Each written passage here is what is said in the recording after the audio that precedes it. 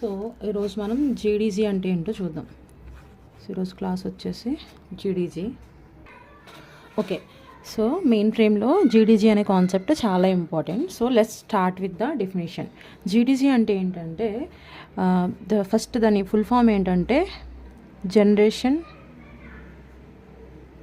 Data group.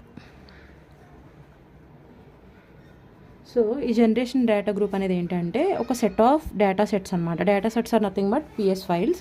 So GDG is a group of data sets which are related to each other functionally and chronologically. So let me write this. So GDG అంటే ఏంటంటే GDG is a group of data sets, అంటే group of PS files అనమాట. So group of data sets which are related to each other functionally and chronologically. Functionally అంటే జీడీజీకి కొన్ని parameters ఉంటాయి. So ఈ జీడీజీ create చేయడానికి కొన్ని పారామీటర్స్ ఉంటాయి, అవి డిస్కస్ చేద్దాం. క్రోనోలాజికలీ అంటే ఫర్ ఎగ్జాంపుల్ జీడీజీ అనేది ఒక బుక్ అనుకుందాం. సో ఈ బుక్లో మనకి పేజెస్ ఉంటాయి కదా. సో 1, 2, 3 అలా ఉంటాయి కదా. సో మీరు 4th పేజ్ తర్వాత 3rd పేజ్ ఇవ్వగలరా? లేదు కదా. సో ఫర్ ఎగ్జాంపుల్ మీరే బుక్లో పేజెస్ నెంబర్స్ వేస్తున్నారు అనుకుందాం. సో మీరు ఆల్రెడీ 4 అనే నెంబర్ మీరు బుక్లో రాసేసారు, తర్వాత 3 అని రాయం కదా. So if you want to skip you can, for example ఇక్కడ 5 ఇస్తాం, 6 ఇస్తాం, 7 ఇస్తాం. ఈ 5, 6 అనేవి చిరిగిపోయినాయి అనుకుందాం ఆ బుక్లో పేపర్స్. అప్పుడు 4 తర్వాత 7 ఉంటుంది అంతే తప్ప ఈ 5, 6 చిరిగిపోయినాయి కదా అని ఇక్కడ 3 యాడ్ చేయలేరు కదా మీరు. ఇఫ్ ఇన్ కేస్ మీరు ఫ్యూచర్లో యాడ్ చేస్తే అసలు యాడ్ చేయలేము. అంటే ఒక ఆర్డర్లో ఉంటాయి అనమాట. అంటే ఫర్ ఎగ్జాంపుల్ 1 తర్వాత 2 ఉంటుంది, 2 తర్వాత 5 క్రియేట్ చేయొచ్చు. బట్ వన్స్ 5 క్రియేట్ చేసిన తర్వాత మీరు 3, 4 క్రియేట్ చేయలేరు అనమాట. అంటే ఎప్పుడైతే ఈ ఆర్డర్ స్కిప్ అయిందో నెక్స్ట్ ఆర్డర్లోనే క్రియేట్ చేయగలం. అండ్ 5 క్రియేట్ చేసిన తర్వాత 3 క్రియేట్ చేయలేం. అలానే ఇవి ఒక ఆర్డర్లో క్రియేట్ చేయాలి, అంటే అసెండింగ్ ఆర్డర్లో 1 తర్వాత 5 క్రియేట్ చేయొచ్చు, 5 తర్వాత 10 క్రియేట్ చేయొచ్చు. ఎప్పుడైతే 10 క్రియేట్ చేసామో దాని తర్వాత మనం 9 క్రియేట్ చేయలేం. మీకు అర్థమైందా? So that is what chronologically means. And GDG అనేది మనం ఐడి క్యామ్స్ అనే యూటిలిటీ యూస్ చేసి క్రియేట్ చేస్తాం. ఐడి క్యామ్స్ అంటే ఏంటంటే integrated data clustered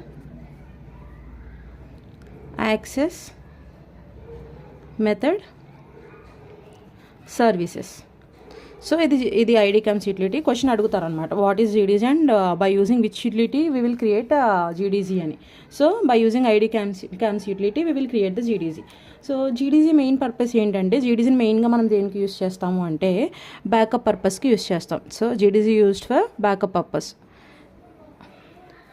And also for example let just remember this point, we will like explain this point later.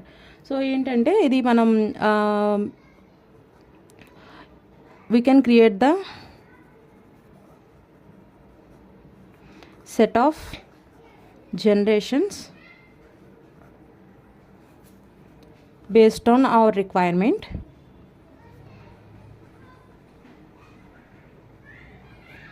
without changing the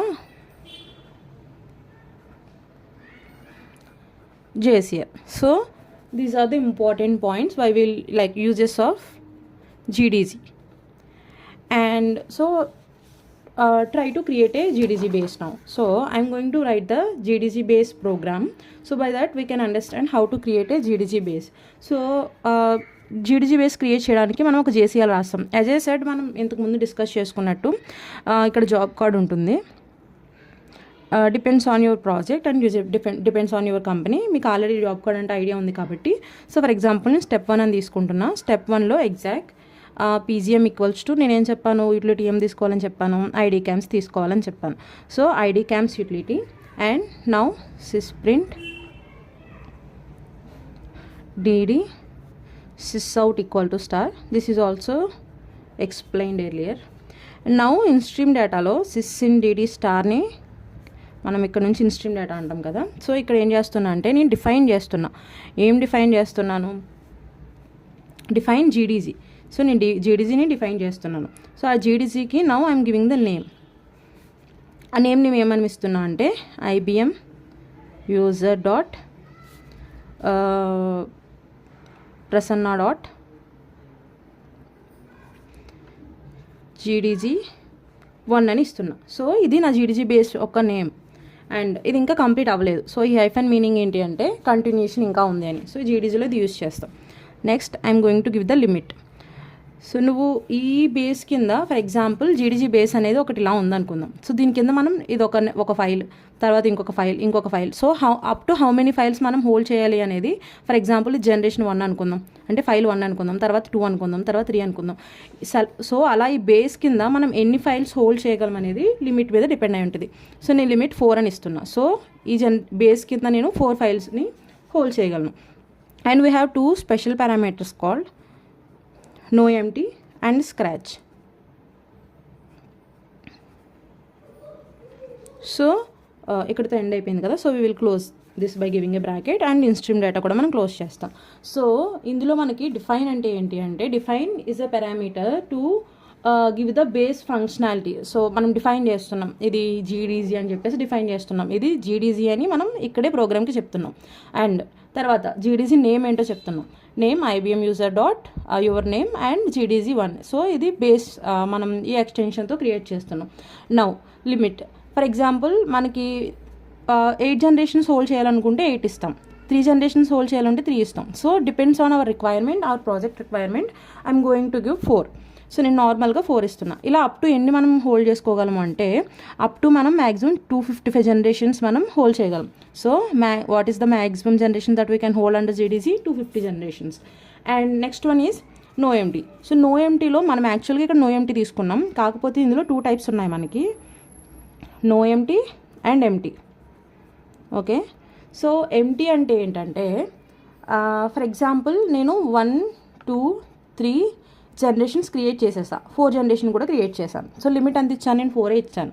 నేను ఎప్పుడైతే 5th generation create చేస్తున్నానో అప్పుడు ఈ ప్రీవియస్లీ ఉన్న జనరేషన్స్ అన్నీ అన్కెటలాగ్ అయిపోతాయి. అన్కెటలాగ్ మీనింగ్ ఏంటి? రెడీ టు డిలీట్ అనమాట. So we already know this meaning, ready to delete. ఎప్పుడైతే 5th జనరేషన్ క్రియేట్ చేస్తున్నానో all previous generations will be uncataloged. ఏం యూస్ చేస్తే? empty యూస్ చేస్తే. బట్ మనం noempty యూస్ చేస్తే only the oldest generation will be uncataloged. For example 1 2 3 4 5 create చేసాం అనుకుందాం. So 5th create చేసిన వెంటనే ఫస్ట్ది మాత్రమే అన్కెటలాగ్ అవుతుంది. Not like this. ఇక్కడ ఏమైంది? ఆల్ 4 జనరేషన్స్ అన్కెటలాగ్ అయిపోయాయి. But in the case of noempty only first generation మాత్రమే అన్కెటలాగ్ అవుతుంది. సో ఫస్ట్ డిలీట్ అవ్వడానికి రెడీగా ఉన్నాయి. సో ఏ పారామీటర్ని బేస్ చేసుకుని డిలీట్ అవుతాయి అంటే మనకి స్క్రాచ్ అండ్ నో స్క్రాచ్ అని ఇంకొక 2 పారామీటర్స్ ఉన్నాయి. సో స్క్రాచ్ అంటే ఏం చేస్తుందంటే the uncataloged generations, for example ఇక empty కేసులో ఏమైనా 4 జనరేషన్స్ అన్కెటలాగ్ అయినాయి. The uncataloged generations deleted from the system physically. అంటే ఈ అన్కెటలాగ్డ్ జనరేషన్స్ ఇంకా పర్మనెంట్గా డిలీట్ అయిపోతాయి, పర్మనెంట్లీ డిలీటెడ్ ఏవైతే అన్కెటలాగ్ అయ్యాయో. సో ఈ స్క్రాచ్ అనేది ఏ జనరేషన్స్ని డిలీట్ చేస్తుంది? Based on the empty or noempty parameter. For example నేను noempty తీసుకున్నాను అనుకుందాం. సో noempty తీసుకుని 5th జనరేషన్ క్రియేట్ చేసినప్పుడు ఫస్ట్ జనరేషన్ ఒకటి అన్కెటలాగ్ అయ్యింది కాబట్టి స్క్రాచ్ ఏం చేస్తుంది? ఏమేమి జనరేషన్స్ అన్కెటలాగ్ అయినాయా అని చెక్ చేస్తుంది. సో మనకి ఫస్ట్ జనరేషన్ మాత్రమే అన్కెటలాగ్ అయింది. సో ఇది ఏం చేస్తుంది? ఫస్ట్ జనరేషన్ని అన్కెటలాగ్ అయిన జనరేషన్ని పర్మనెంట్గా డిలీట్ చేస్తుంది. నో స్క్రాచ్ కూడా అంతే, ఇది అన్కెటలాగ్ అయిన జనరేషన్ని డిలీట్ చేస్తుంది, బట్ సిస్టంలో మనకి అవైలబుల్ ఉంటాయి అన్నమాట. అంటే మనం కావాలి అనుకుంటే we can ask admin and we can get the data. అంటే పర్మనెంట్గా డిలీట్ అవ్వదు, somewhere it will be షోర్డ్. Okay, so deleted from the index.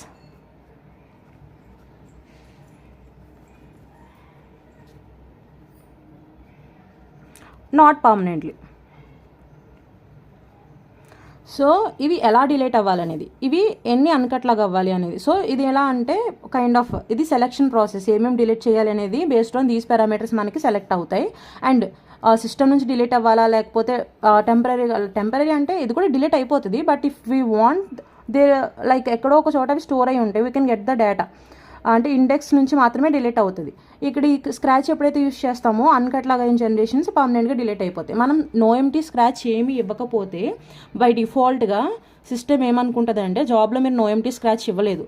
So system will imagine that noempty scratch ఇక్కడ ఇచ్చారు అని. So these two are the default parameters. What are the default parameters to create GDZ అంటే noempty and scratch. ఓకేనా?